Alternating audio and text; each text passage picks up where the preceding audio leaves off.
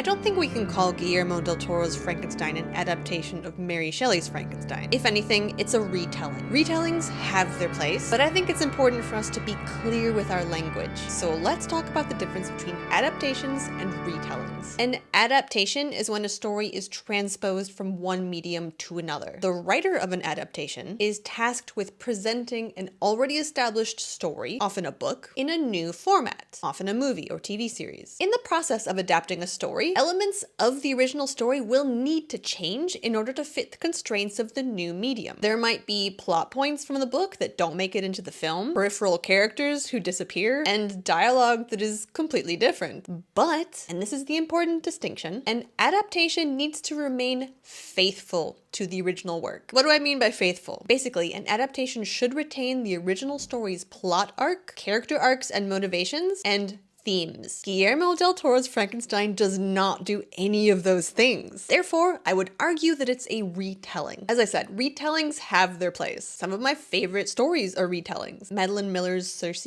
comes to mind. Retellings are really creative ways to explore well-known source material that's usually in the public domain, as Frankenstein is, to give us a fresh angle on the characters and the storyline from the original. In Guillermo del Toro's Frankenstein, every single character is reimagined, and they resemble nothing from their counterparts in the Mary Shelley original. Victor's motivation for doing what he does is completely different. The themes are different. The entire story arc is different. So this story wasn't just altered slightly to fit the constraints of the film medium. It is a different story. And that makes it a retelling. In my opinion, it's actually a pretty great retelling, apart from a few misfires, but I won't get into those because of spoilers. But make no mistake, if you've never read Mary Shelley's book and you've only seen Del Toro's Frankenstein, that's like going someplace like Universal Studios, having never seen the movies that the rides are based on. You'll have a good time, but you're missing out on something pretty essential.